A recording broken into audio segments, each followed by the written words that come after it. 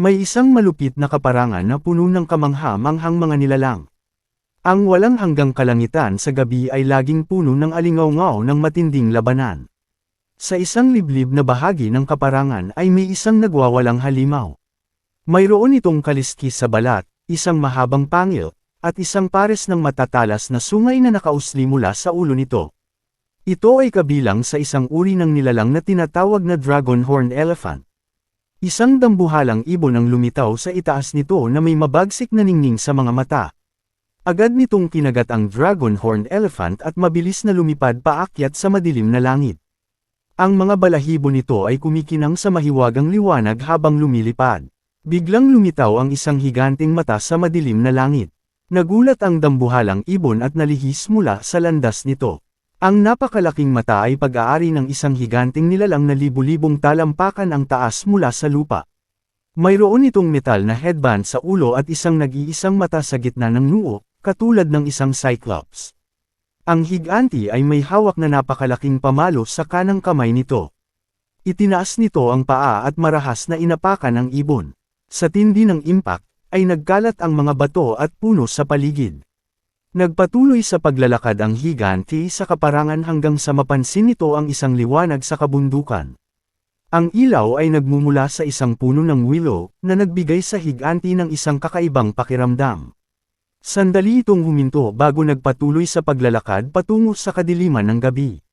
Pagsikat ng araw, lumiwanag ang isang maliit na nayon sa gitna ng kabundukan.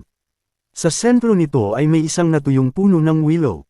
Ang nayong ito ay tinatawag na Stone Village.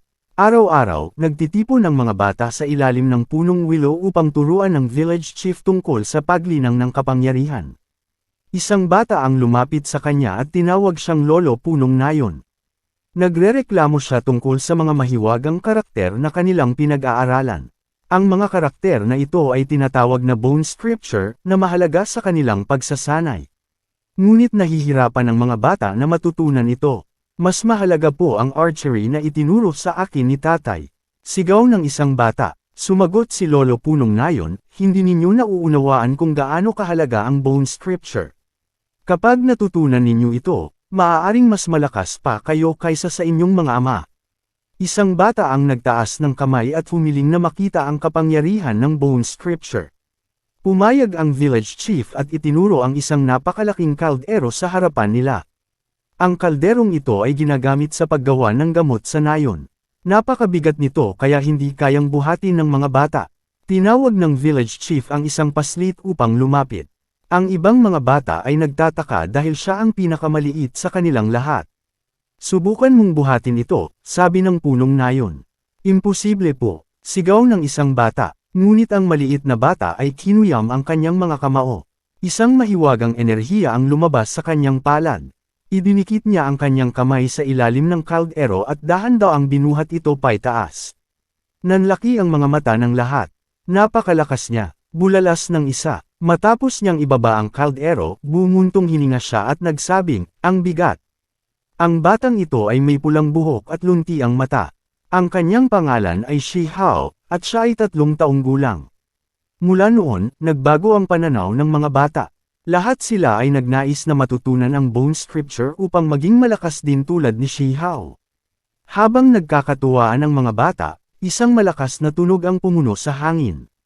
Ang hunting party natin ay bumalik na. Sigaw ng punong nayon. Nagtaka ang isang bata, hindi pa sila matagal na umalis, bakit ang aga nilang bumalik? Habang papalapit ang pangkat, nakita nilang may dala silang isang napakalaking bangkay, ang katawan ng dragon horned elephant. May kakaiba pong nangyari sa kaparangan, paliwanag ng pinuno ng hunting party. Maraming hayop ang patay na nang matagpuan namin. Pati ang dragon horned elephant, ay tinapakan lamang hanggang sa mamatay. Napaisip ang punong nayon. May isang makapangyarihang nilalang ang nagdulot nito, isang archaic descendant siguro. Nag-aalala ang matatanda sa nayon. Kung ang isang napakalakas na nilalang ay nasa paligid, ay nanganganib ang Stone Village. Kailangang manalangin tayo sa ating tagapagtanggol, ang Willow Deity, sabi ng punong nayon. Tinanong ng batang si Shi Hao, Lolo, bakit hindi kinakain ng Willow Deity ang ating mga alay? Pinagalitan siya ng matanda, walang halaga ang pagkain sa isang Diyos. Ang mahalaga ay ang tapat nating puso. Habang nakatitig sa puno, naramdaman ni Shihao ang isang kakaibang init sa kanyang puso. Parang niyayakap siya nito. Sa di niya namamalayan, niyakap niya ang katawan ng puno. Shihao, bumaba ka riyan. Sigaw ng punong nayon. Hindi mo dapat bastusin ang isang banal na nilalang. 10 taon na ang nakalipas, nang biglang lumitaw ang puno ng willow sa langit sa ibabaw ng Stone Village. Noong gabing iyon, nakita ni Lolo Punong Nayon kung paano ito bumaba mula sa langit, lumaban sa kidlat, at nag-ugat sa kanilang nayon. Mula sa kanyang alaala, isang sigaw ang gumising sa kanya. Punong Nayon, may masamang nangyari. Isang sugatang lalaki ang sumalubong sa kanya. Lahat ng mountain guards natin ay malubhang nasugatan. Sa harapan ni Shihao, nakita niya ang isang nakakapanlumo at masakit na tanawin. Isang bata ang umiiyak habang naiyuyugyug ang katawan ng kanyang ama. "Tay, gumising ka po." Ang pangalan ng bata ay Pai Hao, at ang kanyang ama ay may isang pana na nakabaon sa dibdib, isang malagim na tanda ng digmaan. At ang lalaking ito, ay parang isang tiyuhin kay Shihao. Noong nakaraang araw, pumitas siya ng ilang berries para sa maliit na bata. Si Pi, na ang ama ay palaging itinuring si Little Shihao na parang sariling anak, ay hindi pa kailanman nakita ang kanyang kaibigan na ganito kalungkot. Kaya't napakuyom siya ng kamao sa matinding galit. Ang mga bantay ng bundok na nasawi ay nabiktima ng isang pag-atake ng Wolf Village. Ang mga taong iyon na sumasamba sa mga aso ay sinamantala ang pagkawala ng pangkat ng hunter mula sa Stone Village at ninakaw ang lahat ng kanilang nahuling hayop. Nagdilim ang mga mukha ng mga mandirigma dahil sa hindi katanggap-tanggap na kilos ng kanilang kalabang nayon. Tinipon ng kapitan ng pangkat ng mga mangangaso ang kanyang mga kasamahan, at lahat sila'y nangakong isusugal ang kanilang buhay para sa paghihiganti. Sa gitna ng kaguluhan, iniunat ni Milk Baby Shihao ang kanyang kaliwang kamay sa gilid. Biglang lumitaw ang isang napakalaking ibon may berdeng kaliskis at lumipad sa ibabaw ng karamihan. Ang malapad nitong pakpak ay pansamantalang tumakip sa araw, at ang matalim nitong titig ay nagpakita ng matinding tapang. Ibinuka ng agila ang malalaking kuko nito at dahan-dahang lumapag sa braso ng bata. Napanganga ang lahat ng naroon, kabilang ang mga mandirigmang taga-nayon. Nagbago ang inosenteng ekspresyon ni Milk Baby at naging isang matigas na anyo. Ang kanyang matingkad na berdeng mata ay kumislap ng matinding galit at determinasyon. Sa kanyang dibdib ay nag-aalab ang puot, kaya't inihayag niya ang kanyang desisyong lumaban sa Wolf Village. Gagampanan din niya ang kanyang tungkulin sa pagprotekta sa Stone Village at paghihiganti sa kanyang mga tiyuhin. Sa kabila ng mga pagtutol ng kapitan ng pangkat ng mga mangangaso, mabilis na sumampa ang maliit na bata sa likod ng berdeng kaliskis na agila at lumipad patungo sa walang hanggang himpapawid. Walang duda, mararamdaman ng Wolf Village ang puot ng bata. Habang pinagmamasdan ng mga taga-nayon ang matapang na pagsugod ni Milk Baby, may isang mandirigman na nagtanong kay Lolo Punong Nayon, kung bakit hindi niya pinigilan ang bata. Nabahala siya na baka mapahamak si Shihao kung sasama ito sa pag-atake. Sa seryosong tinig, sagot ni Lolo Punong Nayon, bagamat mapanganib ang dakilang kaparangan, ito ay isang pagkakataon upang maasa ang kakayahan ng bata kasama ang ibang mandirigma ng Stone Village. Agad na nagtipon at naghanda ang pangkat ng mga mangangaso para sa kanilang pag-alis. Tinawag ng kapitan ang lahat ng nais maghiganti, at sama-sama nilang tinahak ang daan patungo sa kalaban. Nauna na si Milk Baby, at ayaw nilang mahuli. Kung siya lamang ang makakarating doon ng mag-isa, maaaring magsimula siya ng isang laban na hindi pa nila napaghahandaan. Sa kabutihang palad, walang ibang berdeng kaliskis na agila sa teritoryo ng Wolf Village, kaya't mabilis nilang natunton ang kanilang ninakaw na huli. Malakas na sigaw ng pinuno ng mga mangangaso, "Isauli ninyo ang aming mga nahuli." Siya ay walang iba kundi si Sherling Ho, ang pinakamatapang na mandirigma ng Stone Village. Biglang umalangaw-ngaw ang isang malakas na ugong, at isang makinang na liwanag ang bumilis patungo sa ulo ng kapitan. Napakabilis ng pagdating nito na halos hindi na siya nakaiwas. Isang palaso ang dumaan sa tabi ng kanyang ulo, bahagyang hiniwa ang kanyang pisngi, bago ito tumagos sa punong kahoy sa likuran niya. Ngunit hindi ito doon tumigil, dumiretso ito sa isang malaking bato, para bang mantikilya lamang ang tinusok nito, at kalaunan ay bumaon sa gilid ng bundok, nagdudulot ng pagbagsak ng ilang malalaking bato.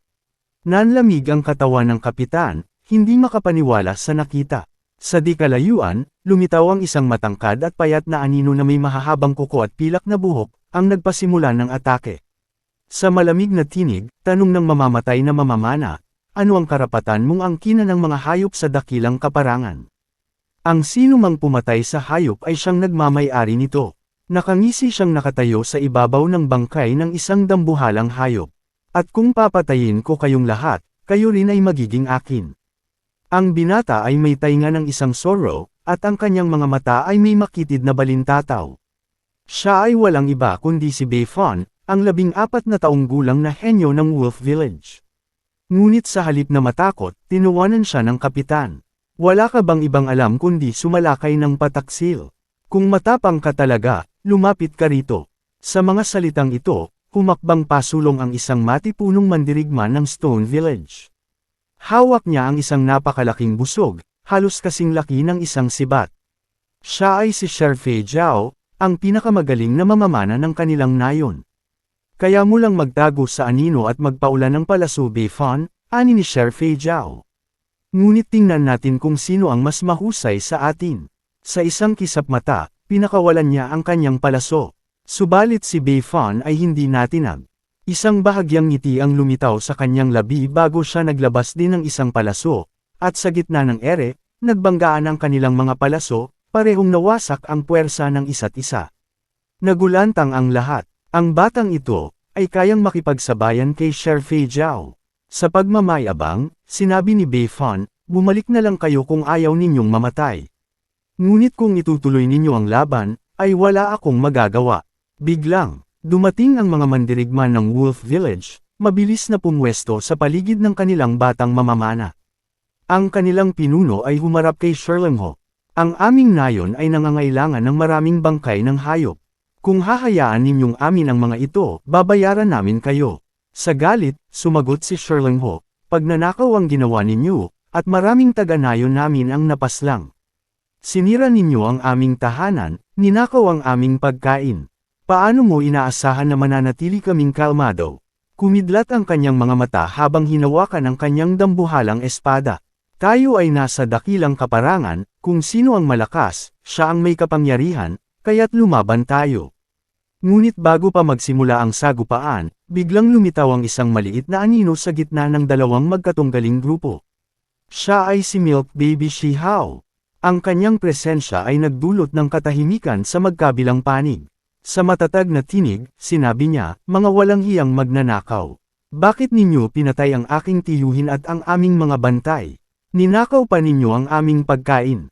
Hindi ba kayo nahihiya? Nanatili sa pwesto ang mga mandirigma ng Stone Village, nagtataka kung bakit sumugod ang bata ng mag-isa. Samantala, pinagmamasdan siya ni Beifon na may nanlalamig ng ngiti. Mukhang wala ng mga mandirigma ang inyong nayon kaya't isang bata ang isinabak ninyo. Napakaliit mo para sa digmaan. Matalim na tingin ni Beifon. Kung ganoon, hayaan mong ipadala kita sa kabilang buhay. Sabay-sabay na hinugot ni Buffong ang 3 palaso at itinutok ang mga ito sa Milk Baby. Mabilis at eksaktong lumipad ang mga palaso patungo sa maliit na bata. Bilang tugon, pinakawalan ng bise-kapitan ang isang palaso upang harangin ang isa sa 3. Samantala, sumigaw si Kapitan Sherlang habang inihagis ang kanyang dambuhalang espada upang saluhin ang isa pang palaso. Gayunpaman, hindi na niya nagawang harangin ang panghuling palaso. Napadilat ng husto ang mga mata ng Milk Baby, at may narinig na tunog ng pagtama at pagbitak. Mistulang tumagos sa kanyang katawan ang palaso, na naging dahilan upang lumipad ang kanyang maliit na katawan sa malayo. Napasigaw sa takot ang mga mandirigma ng Stone Village, tinatawag si Sherhao. Napakalupit ng kanilang kalaban, hindi man lang nito pinatawad ang isang 3 taong gulang na bata. Mas maaga pa, inamin ng matandang pinuno ng nayon na nag-aalala siya sa kaligtasan ni Sherhao nang sumama ito sa raid. Ngunit ipinaliwanag niyang hindi kasing hina ng inaakala ng iba ang bata. Ang mga taon ng pagsasanay at paliligo sa espesyal na gamot ay nagpalakas sa kanya ng higit sa karaniwang mga bata. Hinawakan ni Sherhao ang katawan ng palaso habang matalim na nagliliwanag ang kanyang mga mata. Sa isang iglap, dinurog niya ito sa kanyang kamao habang bumabagsak sa lupa, ilang dosenang metro ang layo mula sa kanyang dating kinatatayuan. Parang walang nangyari. Lahat ng nakasaksi sa eksena ay nabigla. Nagtaka si Buffong kung ano ang kakaiba sa batang iyon. Ngunit nang mapansin niyang naharang ni Sherhow ang palaso, ngumiti siya ng puno ng pananabik. Agad niyang itinutok muli ang kanyang pana at sabay-sabay na pinakawala ng maraming palaso. Tiningnan niya kung ilan ang mahuhuli ng bata sa pagkakataong ito. Mabilis na dumating ang isang buhos ng mga palaso, eksaktong nakatarget kay Sherhow. May sumigaw mula sa Stone Village upang balaan ang bata. Ngunit sa halip na umiwas, bigla niyang isinubsob ang kanyang kamay sa lupa at binunot ang isang malaking bato upang harangin ang mga palaso.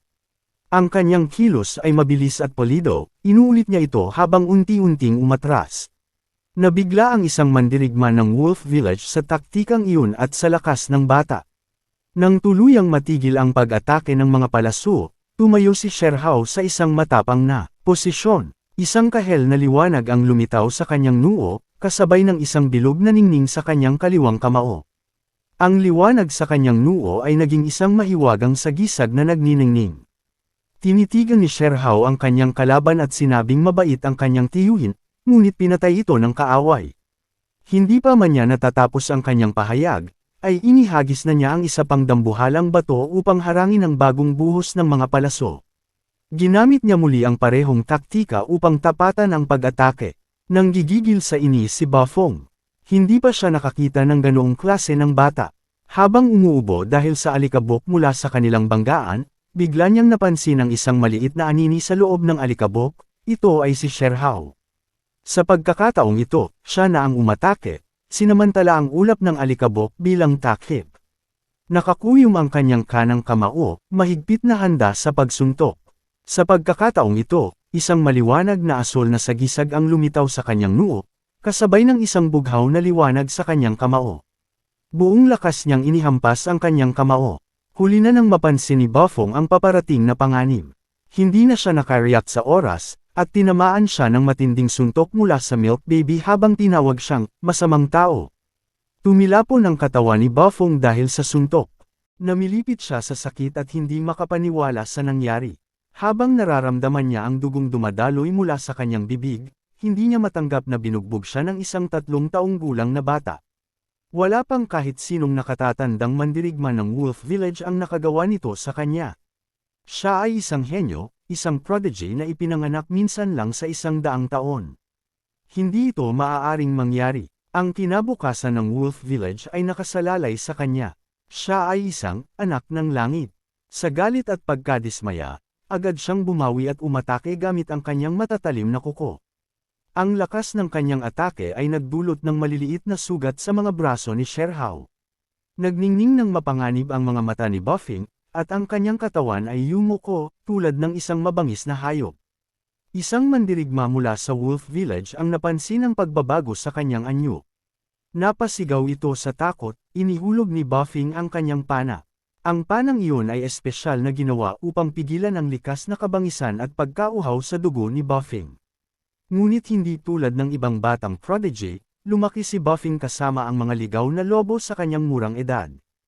Kaya't kapag nawala ang kanyang kontrol, nagiging isang mabangis na hayop siya. Habang nanginginig sa lupa si Sherhow, narinig niya ang tinig ng kanyang kaibigan na si Pai, at bigla siyang nagising mula sa kanyang pagkahilo. Naalala niya kung paano siya pinakain ng ama ni Pai ng matamis na berries. Ngunit mas naalala niya ang dugo ang katawan ng kanyang mabait na tiyuhin, may palasong nakatarak sa dibdib. Nagsikip ang kanyang kamao sa galit, at inihampas niya ito sa lupa. Galit ang kanyang mga ngipin sa determinasyon. Paano siya maaaring manatiling mahina at nanginginig?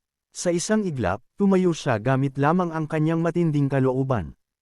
Isang maliwanag na liwanag ang lumitaw, at kumislap ang mga sagisag sa kanyang kaliwang braso. Sumabog ang kanyang aura, lumaganap ito sa paligid. May isang masamang tao sa harap niya, at kailangang siya ang manalo.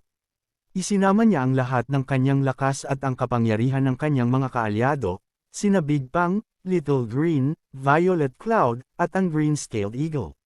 Pinagsama niya ang kanyang enerhiya upang buhayin ang sinaunang kakayahan na natutunan niya mula sa pamilya ng Green-scaled Eagles na mahalaga sa kanya. Kitang-kita ng mga mandirigma ng Wolf Village ang isang anino ng dambuhalang agila sa likod ni Sherhao. Sa wakas, isang sagisag ng agila na may baligtad na kalahating buwan sa itaas ng ulo nito ang lumitaw sa noo at kamao ni Sherhao.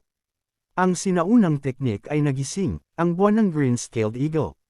Sa pag-apo ng kapangyarihan sa kanyang katawan, sumugod si Sherhao.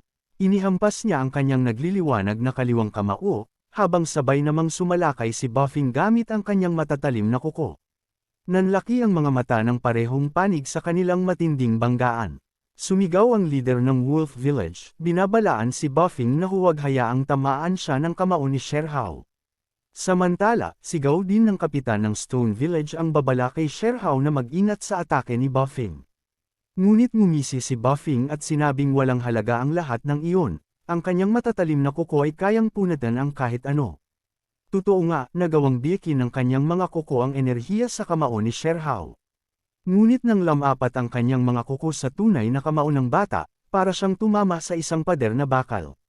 Napuno ng takot at kawalan ng paniniwala ang mukha ni Buffong habang pinagmamasdan niya ang naganap. Ang suntok ni Milk Baby ay nagwasak sa kanyang buong kanang braso. Hindi siya makapaniwala, ang mga matatalas niyang kuko na ipinagmamalaki niya ay naduraj ng ganoon na lamang. Subalit hindi pa tapos si Sherhao. Sa hindi nagbagong bilis, itinuloy niya ang kanyang pag-atake, at ang kanyang kamao ay lumapag ng buong puwersa sa katawan ni Buffong. Napasigaw siya habang tumilapon, bumagsak sa lupa, at gamulong hanggang sa paanan ng pangkat ng mangangaso mula sa Stone Village. Bagaman maliit pa, tumayo si Sherhao sa harapan ng kanyang natalong kalaban at tinawag itong, masamang aso na may tainga ng lobo. Matapos noon, mariin niyang sinabi kay Buffong na mula ngayon, hindi na siya maaaring mang-api ng mga tiyuhin niya. Ilang metro ang layo, itinaas ng kapitan at bise-kapitan ng pangkat ang kanilang mga kamay, para bang nais kontrahin ang ideya na isang 3 taong gulang ang nagtatanggol sa kanila. Subalit, wala silang masabi. Sa kabila ng sugat at kahihiyan, matigas pa rin ang ulo ni Buffing. Galit niyang ipinahayag ang kanyang pagtanggi sa katotohanan, hindi niya matanggap ang pagkatalo, lalo pat sa isang musmos na bata. Para sa kanya, hindi ito katanggap-tanggap. Sa kanyang isipan, tiyak niyang ang makinang naliwanag sa kamay ni Sherhao ay isang kayamanang pambihira. Bago pa siya makapagsalita, biglang lumitaw ang isang mabagsik na aura, kasabay ng tunog ng nagkakalas-kalas na mga buko ng daliri. Sa isang iglap, ang buong pangkat ng Stone Village ay sabay-sabay na nag-ambang galpihin siya. Sumunod ang sunod-sunod na ungol ng sakit at tunog ng bogbog, habang desperadong sinubukan ng pinuno ng pangkat mula sa Wolf Village na makialam. Mga kaibigan mula sa Stone Village, maawa naman kayo. Tigilan niyo na ang pagbubugbog sa bata. Aniya, pagkaraan ng ilang sandali, ang mukha ni Buffong ay halos hindi na makilala, namamaga at puno ng pasa. Isang mandirigma mula sa Stone Village ang pabirong nagtanong, nasaan na ang kayabangan mo ngayon, Buffing? Samantala, tumawa ang Milk Baby at sinabi sa kanyang tiyuhin na ang kanilang kalaban ay naging parang ulo ng baboy sa sobrang bogbog. Nang tuluyang sumuko ang Wolf Village, nangako silang babayaran ang lahat ng pinsalang dulot nila. Subalit, hindi inaasahan ng sinuman ang sumunod na pangyayari. Biglang umupo ang kapitan ng Stone Village, si Sherling Ho, sa katawan ni Buffong, dahilan upang ito'y muling samukan ng dugo. Tama na ang satsat, aniya, sabihin mo sa akin kung paano kayo magbabayad. Pagkatapos ng lahat, isang pambihirang pangyayari ang naganap. Ang 14 anyos na henyo ng Wolf Village ay binugbog ng isang 3 anyos na bata mula sa Stone Village. Dahil walang ibang pagpipilian, iminungkahi ng pinuno ng Wolf Village na ibabalik nila ang lahat ng ninakaw nilang bangkay ng mga hayop mula sa Stone Village. Ngunit, galit na sumagot si Sherling Ho, ang mga iyon ay pag-aari na namin sa simula pa lang. Pagkatapos, mariing sinabi niya na kung gusto nilang makuha si Buffing pabalik, kailangan nilang isuko hindi lang ang mga ninakaw nilang hayop kundi pati lahat ng kanilang sandata. Nagmakaawa ang pinuno ng Wolf Village, sinasabing ang kanilang mga sandata ay kasing halaga ng kanilang buhay. Ngunit hindi nagpaapekto si Sherling Ho.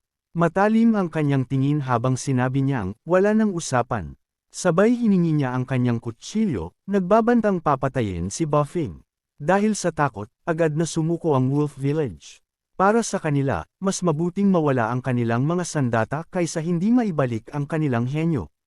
Isa-isa nilang isinuko ang kanilang mga armas, na unti-unting bumuo ng maliit na bundok sa harap ng Stone Village. Samantala, tahimik na uminom ng gatas mula sa kanyang sisidlan si Sherhao, waring kontento sa kinalabasan ng laban. Sinabi ng bise-kapitan na ito'y dahil sa bata kaya't hindi nauwi sa madugong labanan ang engkwentro. Sa katunayan, siya lamang ang lumaban sa pinakamalakas na mandirigma ng Wolf Village at nagtagumpay, kaya walang namatay mula sa kanilang panig. Bago umalis ang Wolf Village, binalaan sila ni Kapitan Sherlingho, huwag na kayong babalik sa aming teritoryo. Habang palayo ang kanilang grupo, isang kakaibang ningning ng kasamaan ang lumitaw sa mga mata ni Buffing. Ang pagkatalong ito ang naging simula ng pagbabago sa kanyang isipan at pag-unlad sa kanyang pagkatao. Pagkauwi ng pangkat sa kanilang nayon, nagpasalamat sila sa espiritu ng punong willow sa kanilang ligtas na pagbabalik at sa maraming biyayang kanilang nakuha. Maging ang mga sugatang bantay ng nayon ay gumaling na. Habang nag-aalay ng pasasalamat ang lahat, napansin ng matandang pinuno ng nayon ang isang pamilyar na tunog sa kanyang likuran, may naghihilik. Napangiti siya. Ang paslit ay mahimbing nang natutulog. Isang galit na boses ang biglang sumingit. Paano siya nakakatulog habang tayo'y nagpapasalamat sa espiritu ng punong willow? Ang batang ito, napakawalang galang talaga. Sa kabila nito, isang tusong ngiti ang lumitaw sa mukha ni Lolo Pinuno. Sakto, oras na para sa kanyang paliguan ng gamot. Sa isang iglap, damilat ang mata ni Sherhao at halos mapotla ang kanyang mukha sa takot. Hindi lang siya, pati ang iba pang bata sa paligid ay nagpakita ng takot sa kanilang mga mata. Ang mga matatanda naman ay nakangiti ng may halong panunukso. Sa gulat at takot, kumari pa ng takbo si Sherhao, animoy hinahabol ng isang mabangis na hayop. Tumakbo siya sa buong nayon, humahanggos at sumisigaw, hindi ako pupunta sa paliguan ng gamot kahit anong mangyari. Sa wakas, tumalon siya sa bubong ng isang bahay at ngumiti ng may pang-aasar sa mga hindi makasunod na matatanda. Ngunit sa kanyang pagmamadali, hindi niya napansin ang matibay na bagay na kanyang binangga, para bang isang impenetrable na pader. Napasinghap siya, at sa kanyang pagkagulat, napagtanto niyang ang bagay na iyon ay walang iba kundi si Lolo Pinuno. May iritadong ekspresyon, marahang hinawakan ng matanda ang batok ng paslit at itinataas ito sa ere. Ano na ngayon, ha? Anong balak mong gawin ngayong nahuli na kita? Nagpumiglas si Sherhao, nangangiyak na nagmamakaawa, ayoko po. Masakit po kapag lumulubog ako sa paliguan ng gamot. Samantala, sa isang malawak na espasyo sa nayon, ilang malalaking kaldero ang inihanda. May umaapoy na mga siga sa ilalim ng bawat isa. Ang paliguan ng gamot ay yari sa dugo at kakanyahan ng mga sinaunang halimaw mula sa malawak na disyerto, isang sagradong ritual upang palakasin ang kanilang katawan. Habang ang gatas na sanggol ay patuloy na nagpupumiglas, isang matandang lalaki ang natawa. Napakahalaga ng paliguang ito, ngunit parang wala silang pagpapahalaga rito. Sa kawalan ng pag-asa, patuloy na nakiusap si Sherhao. Nakakatakot po, ngunit ang sagot ng Lolo Pinuno ay malamig, walang arte-arte, pasok sa paliguan. Para bang nilalaga sila ng isang gutom na higanti, ganito ang mga ekspresyon ng mga bata habang nakababad sa kumukulong paliguan ng gamot. Dinagdagan pa ng pinuno ng nayon ang espesyal na sangkap sa paliguan ni Sherhao. Isang matanda ang nagtanong kung bakit napakarami ang ibinuhos nito. Kitang-kita na ang paslit ay may natatanging paliguan ng gamot. Ipinaliwanag ni Sher Yunfang na mula pa noong sanggol si Sherhao, sanay na ito sa ganitong mga paliguan, kaya mas mataas ang kanyang kakayahang tiisin ang sakit kumpara sa ibang bata. Nang tuluyang ilubog si Sherhao sa paliguan, nagsimulang maghilam ang kanyang mga sugat sa mabilis na paraan. Ito ang himalang epekto ng espesyal na paliguan na may mahalagang asensya ng dugo ng makapangyarihang halimaw. Nakakamangha para sa mga matatanda na hindi man lang umiyak ang bata sa kabila ng matinding hapdi ng paliguan. Gayunpaman, may ilan sa kanila ang nag-aalala. Hiniling nila sa pinuno ng nayon na alisin na ang bata nang biglang nagkaroon ng pagsabog mula sa kanyang kaldero. Ngunit sa kabila ng kanilang pag-aalinlangan, iginiit ni Sher Yunfang na dapat tiisin ito ng bata. Mas kilala niya si Sherhao kaysa Kwan Inuman, dahil siya ang nagpalaki sa kanya. Sanay na si Sherhao sa hindi masukat na sakit mula noong bata pa siya, kaya kailangan niyang magpursige ng higit pa sa iba. Samantala, nagsimulang lumunin ng matinding init ang katawan ng gatas na sanggol. Tahimik na pinanood ito ng matandang pinuno, habang sa kanyang puso ay time siyang nagdarasal para sa bata. Sa tingin niya, ito lamang ang tanging paraan upang mabawi ni Sherhao ang lahat ng dapat ay para sa kanya. Nang tuluyang lumubog ang katawan ng gatas na sanggol sa ilalim ng tubig, ang init ay biglang napalitan ng matinding lamig. Pakiramdam niya ay para siyang nilalamon ng isang kakaibang enerhiya, na biglang nagpaikot sa kanyang diwa. Sa loob ng kanyang isipan, lumitaw ang pinakamalalalim niyang alaala. Nakita niya ang malabong larawan ng isang pamayanan, at 2 tao na nakangiti sa kanya. Sa kaibuturan ng kanyang puso, naramdaman niya na sila ang kanyang tunay na mga magulang. Bigla siyang binalot ng matinding lungkot at pagdadalamhati. Ayaw niyang iwan siya ng kanyang ina at ama. Ngunit biglang nagbago ang eksena sa kanyang isipan, isang madilim na anino ang lumitaw. Sa mata nito ay may kakaibang simbolo na kumikislap ng malamig at madilim na liwanag, parang isang itim na butas na humihigop ng lahat sa paligid nito. Napapaligiran ng kasamaan ng estrangherong ito. Sa gitna ng kanyang galit at takot, napasigaw siya, pilit na pinapahinto ang sakuna na dala ng nilalang. Napabalikwas siya mula sa kanyang kama, may luha sa kanyang mga mata at isang gulat na ekspresyon. Nanginginig ang kanyang mga kamay habang mahigpit niyang hinawakan ang kanyang dibdib, kung saan naroon ang isang malaking pilat. Kumislap ito ng kakaibang liwanag, at isang matinding sakit ang bumalot sa kanyang katawan. Umiyak ang gatas na sanggol, hindi dahil sa sakit kundi sa matinding kalungkutan. Nagtaka siya kung talagang ang mag-asawa sa kanyang alaala ang kanyang mga tunay na magulang. Nasaan na kaya sila ngayon? Pagsapit ng bukang liwayway, hindi pa rin siya tumitigil sa pag-iyak. Bumangon siya at hinanap ang matandang pinuno, ang lalaking nag-aruga sa kanya mula nang dumating siya bilang isang sanggol sa nayon. Nang marinig ng pinuno ang mahina at basag na tinig ng bata, dali-dali niya itong nilapitan. Tinanong niya kung umiiyak ang bata dahil sa gutom, saka agad na inalok ito ng paborito nitong inumin, gatas ng halimaw. Sa sobrang pag-aalaga, kahit si Sherhao ay medyo nahiya. Subalit masaya niyang tinanggap ang inumin, at agad na sinipsip mula sa kanyang sisidlan ng gatas. Maya-maya pa, 2 sa kanyang mga kaklase mula sa klase ng cultivation ang umakyat sa bakod ng bahay ng matandang pinuno. Nakita nila si Sherhao na abala sa pag-inom ng gatas at agad nila siyang tinukso. Ang tanda-tanda mo na, pero gatas pa rin ang iniinom mo. Natatawang sabi ng isa, napakunot-noo ang matandang pinuno at sinaway ang mga bata. Huwag kayong tumawa, kahit kayo, umiinom din ng gatas nung mas bata pa kayo. Isa sa kanila ang agad na nagbago ng usapan. Lahat kami ay nagsasanay sa bakuran ngayong umaga. Halika, sumama ka sa amin. Nang dumating sila sa bakuran ng pagsasanay, kapansin-pansin ang malaking pagbabago sa lakas ng mga bata. Isa sa kanila, si Aong, ang matagumpay na nakapagbuhat ng malaking itim na kaldero, isang bagay na dati ay nagawa lamang ni Sherhao. Mayabang nang umiti si Aong, na para bang sa wakas ay naabot na niya ang kapantay na antas ni Sherhao. Ngunit walang malay si Sherhao sa kompetisyon. Sa inosente niyang tingin, nilapitan niya ang kaldero at buong gulat niyang itinaas ito gamit lamang ang isang kamay. Sinabi kasi ni Lolo na subukan kung buhatin ito ng ganitong paraan, inosente niyang paliwanag, parang mas magaan siya ngayon.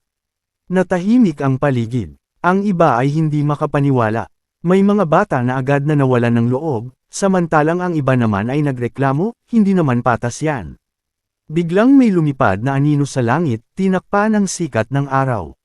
Nakita nila ang isang napakalaking berdeng agila na may makintab na kaliskis, siya ay si Tiyang Berdeng Agila, ang tagapagtanggol ng kanilang teritoryo.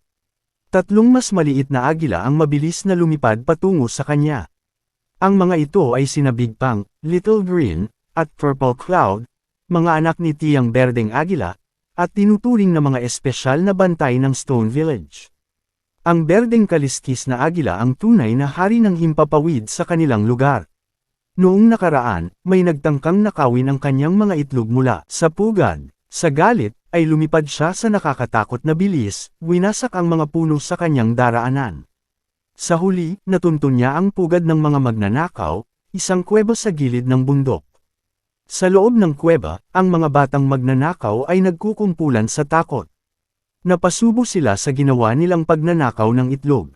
Kung hindi sila makakaisip ng paraan, siguradong wawakwakin sila ng galit na ibon. Biglang may ideya ang isa sa kanila, isang estratehiya ng panlilinlang. May isang kailangang magsilbing bitag para madala ang ibon palayo, habang ang iba ay makakatakas. Kung ako ang bitag, baka may tsansa pa akong makatakas, pagmamalaking sabi ni Aong. Ngunit agad siyang pinatigil ng mas malaking bata. Ako ang pinakamatanda dito, kaya ako ang dapat magsakripisyo. Napatingin silang lahat sa kanya, nagdadalawang isip kung kaya ba talaga nilang iwan ang isa nilang kasama. Sa huli, napagdesisyonan ng mga bata na harapin ang hamon ng buong tapang. Naghanda sila para sa huling palabas nila bilang isang grupo at haharapin ang kanilang kapalaran. Ngunit tanging ang Milk Baby ang nanatiling kalmado. Bigla nilang napansin na wala na si Sherhow sa tabi nila. Tahimik niyang dinala ang 3 itlog patungo sa butas ng kuweba, kung saan hindi mapakali ang green-scaled eagle na lumilipad sa himpapawid.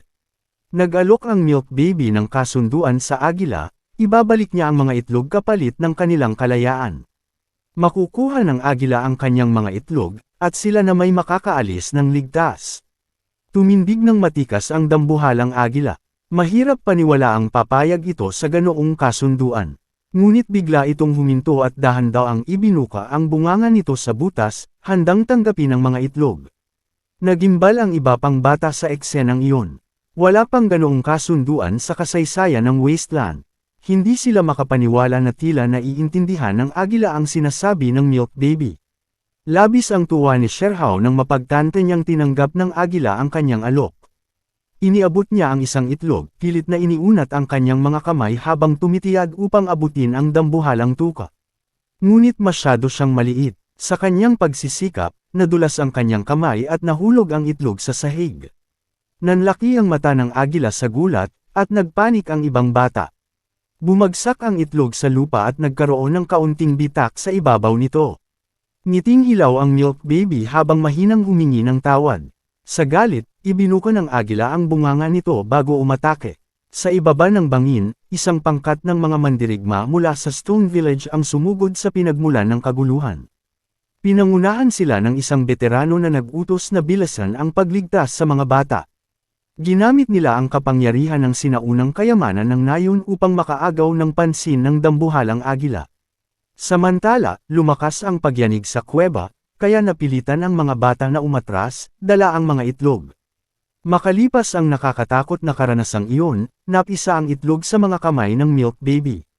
Lumabas mula rito si Big Pang, na agad na tumitig sa inosenteng mata ni Sherhow at nagkaroon sila ng matibay na ugnayan. Sa kabila ng matinding labanan sa pagitan ng Stone Village at ng agila matapos makuha ang mga itlog, natigil ang kanyang pagwawala dahil sa basbas ng Willow Deity. Hindi lamang tinanggap ng green-scaled eagle na palakihin ang kanyang mga anak sa nayon, kundi naging tagapagtanggol din ito ng Stone Village. Sa kabila ng pagiging hari ng himpapawid, nanatili siyang magalang sa banal na punong kahoy. Ngayon, habang pinag-uusapan niyang ang kapangyarihan ng espiritu ng nayon, biglang umangat ang ulo ng green-scaled eagle, tila nakaramdam ng isang nakakakilabot na presensya sa paligid. Napansin ni Sherhow ang pagbabago sa kilos ng agila at nagtanong sa sarili kung ano ang sanhi nito. Sa kailaliman ng kabundukan, isang hindi pangkaraniwang nilalang ang nagising. Dumating ang pinuno ng nayon, namumutla sa pagkagulat dahil sa malalakas na enerhiyang kanyang naramdaman. Ang sanhi ng pagyanig ay isang sinaunang anak ng dragon, ang Swanne. Ayon sa alamat, ang dragon ay may 9 na anak, at ang panglima sa kanila ay si Swan, isang tunay na sinaunang halimaw. Saan man ito dumaan, ay nag-iiwan ito ng pagdanak ng dugo at walang hanggang trahedya. Sinabi ng Grandpa Chief na ang papalapit na halimaw ay hindi basta-bastang nilalang. Kahit isa lamang itong descendant ng orihinal na Swanne, nananatili itong napakapanganib. Habang seryoso ang iba, ang Milk Baby naman ay nagningning sa tuwa, at iminungkahing dalhin ang nilalang pabalik upang bantayan ang pintuan ng Stone Village, tulad ng green-scaled eagle. Sa loob ng napakalawak na kaparangan, naglapa na ang mababangis na halimaw, nakatago ang makamandag na mga insekto, at minsan ay nagtitipon ang mga halimaw upang yumanig sa kalangitan at lupa. Minsan, naglalabanan ang mga makapangyarihang nilalang upang maging hari ng lahat. Ngunit ang kalangitan ay hindi isang lugar na kayang abutin ng isang hamak na nilalang. Kahit sa huling patak ng kanilang lakas, ang dangal ng isang sinaunang halimaw ay hindi basta-basta masisira. Mula sa malayo, tumitig ang Milk Baby sa isang napakalaking monumento na nakatayo sa gitna ng lambak. Nagtaka siya kung ito ba ang libingan ng isang dakilang sinaunang halimaw. Sa kanyang paningin, kamangha-mangha ang monumentong iyon. May isang nagsabi mula sa karamihan na natural lamang na sa lambak piniling magpahinga ng dakilang halimaw sa kanyang huling sandali. Isang pambihirang pagkakataon ang lumitaw. Kung makukuha ng Stone Village ang katawan ng banal na halimaw, ito ay magiging isang kayamanang higit pa. Habang nanginginig sa nerbiyos at pananabik, napaisip ang mga batang lalaki kung dapat ba nilang sundan ang mga matatanda. Ang matayog na monumento ay itinuturing na puntod ng Great Swan, at ang tuktok nito ay may kakaibang marka. Masiglang iminungkahi ni Sherhao na kunin nila ang katawan ng banal na halimaw, ngunit pinigilan siya ni Village Chief. Sa kabila ng babala, ay casual siyang sinundan ng mga mandirigma ng Stone Village, dala ng kanilang pagkasabik. Sinubukan ng Village Chief na pigilan silang ngunit nabigo. Sa simula, sumang-ayon silang panoorin lamang mula sa malayo. Ang Great Valley ay punong-puno na ng bangkay, at naglalaban ang mababanggas na halimaw para makuha ang labi ng Swannet. Kung sakaling lumahok sila sa labanan, malamang ay nasawi na sila, tulad ng mga tao mula sa ibang nayon. Ang pagkakahumaling sa kayamanan ay umakit din ng maraming mababangis na halimaw mula sa buong kaparangan. Sa pagsali sa gulo, walang naghihintay kundi isang madugong sakuna. Habang masayang nanunood si Sherhao, biglang inutusan ng Grandpa Chief ang mga mandirigma na protektahan at ilikas ang mga taga-nayon. Ngunit huli na ang babala, isang matinding pagsabog ang tumama sa kanila. Nahulog ang mga batang lalaki sa gilid ng bangin, mabilis na bumagsak patungo sa lupa. Sa gitna ng kanyang pagkahulog, naguluhan si Sherhao kung ano ang nangyari sa kanila. Ngunit sa kanyang gulat, naramdaman niyang bumagsak siya sa isang matigas na bagay. Sigurado siyang nahulog siya mula sa bangin, ngunit sa kanyang pagtataka, nakaupo siya ngayon sa ulo ng isang napakalaking primordial giraffe. Mukhang matanda na ang halimaw na ito at marahil ay may dugong dragon. Dahan-daang nilingon siya ng giraffe, tila nagtataka kung paano siya napunta roon. Samantala, isang mandirigma ng Stone Villager ang nakakita sa kanya at sumigaw. Napatingin ang lahat kay Sherhao, na masayang kamakaway sa kanila mula sa tuktok ng dambuhalang halimaw. Sa halip na matakot, ay tuwang-tuwa ang Milk Baby na nakasakay siya sa ulo ng primordial giraffe. Sandali lang ang itinagal ng kasiyahan ng Milk Baby dahil biglang napasabak sa laban ang dambuhalang giraffe na sinasakyan niya. Bigla itong lumingon, dahilan upang mahulog siya sa ere. Napasigaw si Kapitan Sherling sa pag-aalala, ngunit kumaway lang ang Milk Baby at patuloy na ngumiti. Wala ni Katiting na takot sa kanyang mga mata habang malayang bumabagsak. Bumagsak siya sa lupa, gamulong, at mabilis na tumayo na parang walang nangyari. Habang nakamasid sa paligid, napagtanto ng maliit na bata kung gaano kalawak at kagilalas ang mundo. Lalo pang nagningning ang kanyang mga mata at ngiti sa harap ng mga dambuhalang halimaw sa lupa at himpapawid. Ang ekspresyong iyon ay labis na ikinainis ni Kapitan Sherling, bakit parang sabik na sabik pa ang batang ito. Samantala, napansin ni Lolo Punong Nayon ang delikadong sitwasyon ng Milk Baby at sumigaw upang balaan siya. Kasabay nito, isang napakalaking kuko ang bumagsak sa lupa, halos durugan ang bata. Isang himala na lang ang nakaiwas siya, mabilis na lumihis sa kaliwa, saka sa kanan. Sa tingin ng iba, parang laro lang sa kanya ang umiwas sa pananalasa ng mga dambuhalang halimaw. Napakawalang takot, mabilis siyang sumilong sa isang maliit na kuweba. Nakahinga ng maluwag ang mga mandirigma ng Stone Village. Ngunit hindi pa rin mapanatag si Lolo Punong Nayon. Alam niyang hindi ligtas ang loob ng kuwebang iyon. Sa loob, laking gulat ng Milk Baby nang matagpuan niya ang kanyang mga kaibigan, ang mga pasaway na mandirigma ng Nayon. Parang nanigas sila sa kaba. Nang lingunin niya ang paligid, nakita niya ang dahilan, isang pugad ng dambuhalang mga lobo. Naglalawe ang mababanggas na nilalang, handang gawing hapunan ang mga bata. Ngunit hindi natakot ang Milk Baby. Sa halip, napakamot pa siya sa ulo. Mukhang kailangan na naman niyang sagipin ang kanyang mga kaibigan. Isang dambuhalang lobo ang lumundag, handang lapain ang mga takot na bata. Biglang gumuhit ang malalaking tipak ng bato mula sa gilid ng kuweba, lumawak ang lagusan, at nakatakas ang mga bata. Ngayon, makikita silang nakasakay sa ulo ng dambuhalang lobo. Ngunit ang halimaw ay may ilang bukol sa ulo, tila nitakas sa isang laban na hindi nito napagtagumpayan. Napangiti si Sherhao. Tara, gamitin natin ang lobong ito laban sa ibang halimaw. Kahit labag sa loob, wala nang nagawa ang lobo kundi ang sumunod. Mabilis itong sumugod ngunit bigla itong tumigil nang bumangga sa isang harang. Sa harap nila, mas malalaking halimaw ang nakapaligid sa kanila. Halos mawalan ng pag-asa ang mga bata. Ang lobo naman ay tila nagpipigil ng iyak. Kung may langit para sa mga aso, mukhang hindi siya kabilang doon. Biglang isang anino ang bumagsak mula sa langit na parang meteor, ang berdeng kaliskis na agila. Eksaktong dumating si Tia Agila para sagipin ang mga bata. Isang malakas na huni ang pinakawalan niya, dahilan upang matakot ang mga halimaw. Bumagsak siya sa gitna ng encirclement at nagsilbing panangga ng mga bata. Mabilis silang sumampa sa kanyang likuran, at bago pa makabawi ang mga halimaw, lumipad na sila palayo. Habang papaalis, nilait-lait pa ng milk baby ang mga halimaw. Napailing si Tia Agila sa asal ng bata. Mabilis nilang narating ang Stone Village at bumaba sa bangin. Nang makabalik, isang seryosong tanong ang binitiwan ng bise-kapitan, sigurado ka ba sa misyon mo, Sherhao? Alam niyang malakas si Tia Agila, pero maraming halimaw ang mas malakas kaysa sa kanya. Buong tapang na sumagot ang milk baby, walang dapat ipag-alala. Magbabantay lang kami ni Tia Agila mula sa itaas. Hindi kami lalaban ng harapan. Napabuntong hininga si Lolo Punong Nayon habang pinapanood ang paglipad ng agila at ng bata papunta sa monumento. Sa di kalayuan, isang matinding labanan ang nagaganap sa pagitan ng mga tao at mga halimaw. Ngunit kahit gaano pa karami ang mga mandirigma, wala silang laban sa maladyos na halimaw ng sinaunang mundo. Ang lahat ng naglalaban ay gustong makuha ang labi ng maalamat na swanet. Ang sinumang makakamit nito ay magkakaroon ng pagkakataong maunawaan ang sinaunang teknik ng halimaw, isang kayamanang mas mahalaga pa sa kahit anong bagay. Sa ere, mabilis na lumipad si Tia Agila, at biglang hinablot ang buntot ng isang mabangis na halimaw at ibinagsak ito sa lupa. Dahil dito, nagatubili ang ibang mga halimaw na lumaban sa kanya. Mabilis niyang tinungo ang tuktok ng monumento at lumapag doon, ibinuka ang kanyang mga pakpak, at naglabas ng isang nakabibinging huni. Nang inig sa takot ang mga halimaw sa paligid.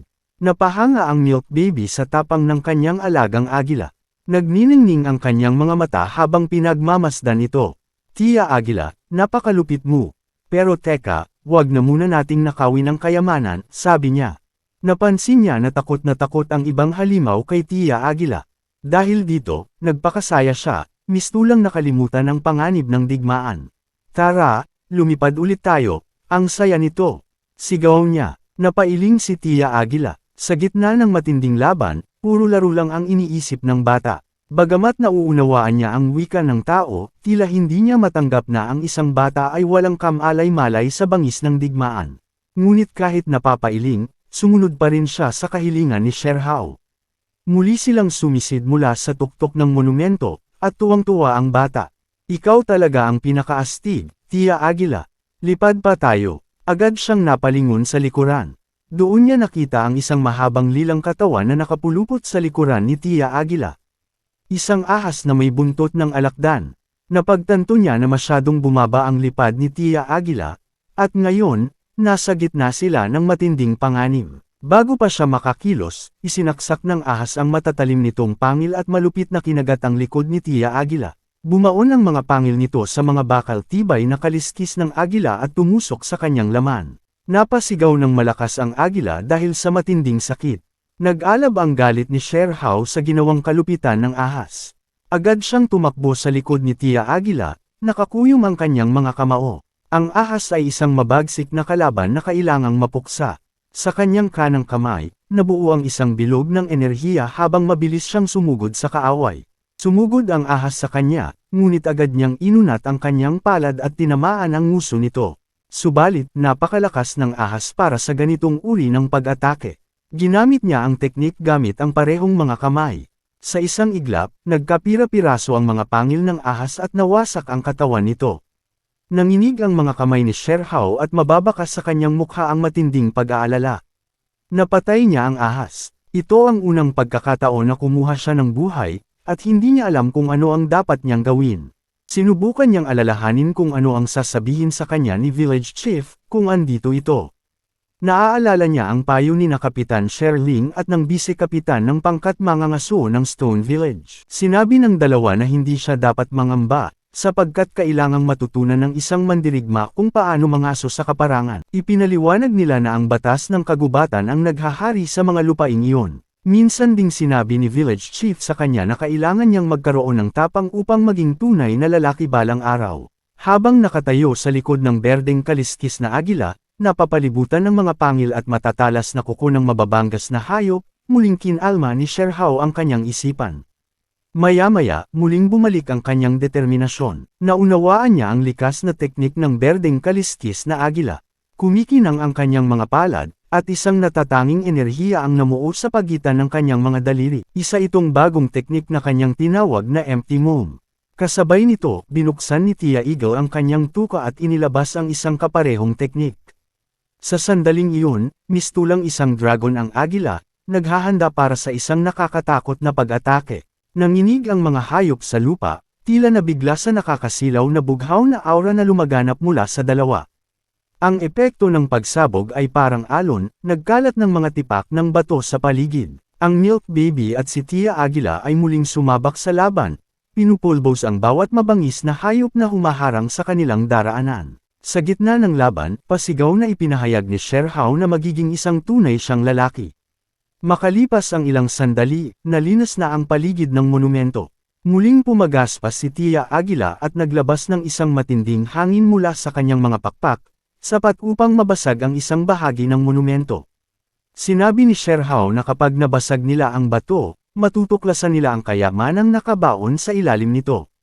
Dahil sa malupit na hangin mula kay Tia Agila, nasira ang pundasyon ng monumento at lumitaw ang tila walang buhay na kuko ng maalamat na sinaunang halimaw.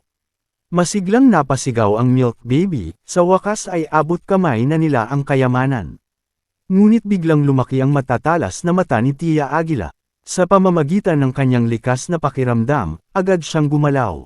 Gaya ng isang balang sumabog, mabilis siyang lumipad palayo sa lugar. Nang marating niya ang isang ligtas na bangin, saka siya bumaba. Nalito at naguluhan ng Milk Baby sa biglaang pag-atras. Habang iniisip ni Sherhao kung bakit biglang umurong ang kanyang matapang na tiyahin, napansin niya ang takot sa kanyang mukha, bahagyang nanginginig ang katawan nito. Tumingin siya sa direksyon ng monumento at napatanong kung bakit may nag-aapoy sa kagubatan. Sa kabilang panig, isang naglalagablab na nilalang ang papalapit sa monumento, isang apoy na baka. Malakas itong umatungal at marahas na binangga ang poste, na nagdulot ng matinding pinsala. Di nagtagal, isang dambuhalang nilalang ang lumitaw sa kalangitan. Napapaligiran ito ng makapal na ulap, na may maliliit na kidlat. Dahan-dahan itong bumaba mula sa alapaap at lumapag sa tuktok ng hinahangad na monumento. Isa itong demonic ape, at ang napakalaking pakpak nito ay nagdulot ng pangamba kay Sherhao, isang takot na noon niya lamang naramdaman. Sa sandaling iyon, napagtanto ng Milk Baby na iniligtas siya ni Tia Agila sa biglaang pag-atras nito. Naputol ang monumento, at mula sa mga gumuhong bato, lumabas ang ulo ng isang mabangis na halimaw na may nakakabinging alulong. Nagulantang ang demonic ape at ang apoy na baka sa biglaang paglitaw nito. Pati si Sherhao ay napasigaw sa pagkabigla. Ang sinaunang halimaw ay hindi papatay, kunwari lamang ito upang makapanlinlang. Ang totoong pakay nito ay biglaang salakayin ng dalawang kalabang halimaw. Gamit ang isang mahiwagang teknik, bumuo ang sisni ng isang malaking bilog ng liwanag na puno ng makapangyarihang simbolo. Sa isang iglap, ang kanyang katawan ay kumislap at dumaan sa mga kalaban. Sa sobrang bilis, hindi man lang namalayan ng mga ito ang naging resulta. Nalaglag ang kanang sungay ng apoy na baka, at ang demonic ape naman ay naputulan ng buong kaliwang braso hanggang balikat. Matindi rin ang pinsalang tinamo ng kaliwang pakpak nito. Nagbagsakan ang naputol na braso at sungay sa iba't ibang lugar. Napilitan sina Milk Baby at si Tia Aguila na magkubli sa nagkalat na mga debris. Sa harap ng napakalupit na labanan, walang makagalaw sa paligid. Sino ang mag-aakalang may ganoong katalinuhan ng mga halimaw? Mabilis na nag-isip ang Milk Baby at bigla siyang nagliwanag. Itinuro niya ang isang direksyon at sinabing, Tiyang Aguila, hindi na natin makukuha ang bangkay ng sinaunang halimaw, pero may bagong pagkakataon tayong nakuha sa laban ng mga higanti. Nakaturo ang kanyang maliit na daliri sa dambuhalang sungay ng apoy na baka. Kunin natin iyon at tumakas agad. Umiling si Tia na Aguila, tutol sa ideya. Hindi niya kayang ipagsapalaran ang kanilang buhay. Ngunit paano niya tatanggihan ang Milk Baby, na halos magmukha ng isang nalulungkot na sanggol? Mahal niya ito, na parang sariling anak. Sa wakas, pumayag si Tia Aguila na tulungan si Sherhow sa kanyang plano. Masayang-masaya ang Milk Baby, itinaas niya ang kanyang maliliit na kamao sa hangin at sinabi niyang si Tia Aguila ang pinakamahusay. Masiglang itinuro ni Sherhow ang sungay habang mabilis silang lumalapit mula sa himpapawid. Hindi siya handang bumalik sa stone nang walang dala. Ayon sa kanyang plano, unang kukunin nila ang sungay ng apoy na baka. Ngunit biglang dumilim ang langit, at ang Milk Baby ay bahagyang kinabahan. Kakakuha pa lang ni Tia Aguila ng sungay gamit ang kanyang matatalas na kuko nang biglang lumingon ang apoy na baka, at ang nagbabaga nitong mga mata ay tumitig sa kanilang dalawa. Napagtanto nilang nadiskubre sila ng dambuhalang nag-aapoy na baka. Biglang nalito at natarante si Sherhow, habang mabilis namang lumipad palayo si Tia Aguila, kunwari isa lamang maliit na ibong nagkataong damapo sa sungay. Sa wakas, binaling ng sunog na baka ang kanyang tingin sa tunay nitong kalaban at bumuga ng isang nag-aalab na haligi ng apoy. Ang apoy ay pumailan lang sa langit at sinunog ang lupa na parang umaagos na magma. Ang demonic ape ay matinding napinsala at nawalan pa ng isang braso. Gayunpaman, ang kanyang mga pakpak ay biglang nagbago, lumaki ang mga ito at naging dambuhalang mga bisig. Nang bumagsak ito sa lupa, tila mga haligi ang kanyang mga bagong kamay na sumuporta sa kanyang katawan. Ang kanyang dambuhalang kanang kamay ay bumuo ng isang matinding suntok na inihagis patungo sa halimaw, habang ang sunog na baka naman ay sumugod sa kanilang parehong kaaway. Kapwa ibinuhos ng demonic ape at apoy na baka ang kanilang buong lakas. Gayunpaman, ang kanilang mababangis na atake ay walang nagawa kundi bumangga sa energy shield ng sinaunang halimaw. Habang naghahanda ang tatlong halimaw para sa panibagong sagupaan, pinalakas nilang lahat ang kanilang aura sa pinakamataas na antas. Mula sa kaitaasan, sa pilitan at malakas na sumanghap ang sinaunang halimaw, naglabas ng isang nakakakilabot na puwersang humihigop. Kahit nasa dekaliwang bahagi si Tia Aguila at ang Milk Baby, ay dama nila ang matinding enerhiya mula sa labanan. Ang sinaunang halimaw ay tumindig sa kanyang mga hulihang paa at buong lakas na ibinagsak ang kanyang katawan sa lupa bago nagpakawala ng isang nakapangangilabot na pag-atake. Mula sa kalawakan, isang napakaliwanag na liwanag ang lumitaw sa mismong lugar. Na iyon ng planeta, ang liwanag ay nagsanib at namulaklak sa isang napakaliwanag na anyong kabute. Ang lakas ng atakeng iyon ay yumanig sa mundo at pumunit sa kalangitan, tulad ng isang seryosong suntok mula sa isang kalbong hero. Ang sukat ng hiningang pag-atake ay hindi maunawaan ng mga mortal. Sa larangan ng labanan, bahagyang lumino ang alikabok at mga guho. Tanging ang dakilang sinaunang halimaw ang natitirang nakatayo. Gulat na gulat si Sherhow sa tindi ng pagkawasak na kanyang nasaksihan. Ang dambuhalang demonic ape at apoy na baka ay parehong sugatan at desperadong tumatakbo palayo, na parang isang simpleng pagbahing ng sinaunang halimaw ay maaari ng tuluyang pumatay sa kanila. Ang saklaw ng labanan ay lumampas sa mundo ng mga mortal. Sa harapan nina Sherhow at Tia Aguila ay ang hindi matatawarang kapangyarihan ng dakilang sinaunang halimaw.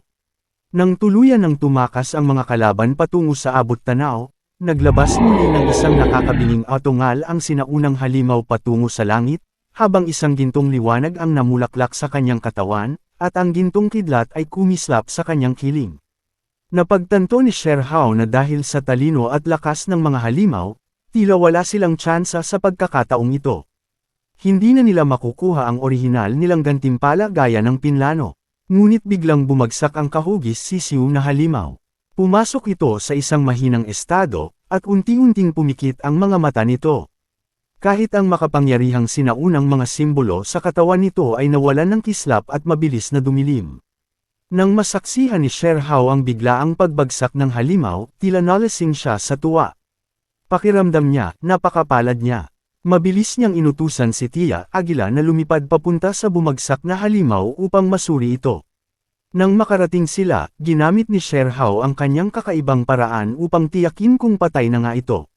Gumamit siya ng maliit na sanga upang kilitiin ang ilong ng halimaw, pagkatapos ay tumalon siya sa ulo nito at binuksan ang isang talukap ng mata upang tingnan kung may buhay pa. Walang kislap sa mata nito. Pagkatapos, lumapit siya sa tainga nito at sumigaw ng malakas upang tingnan kung may sasagot. Ngunit walang sagot dahil wala ng buhay sa loob. Para sa Milk Baby, ito ay magandang balita. Sa wakas, nakumpirma na niyang ligtas nilang madadala ang katawan ng halimaw pabalik sa Stone Village.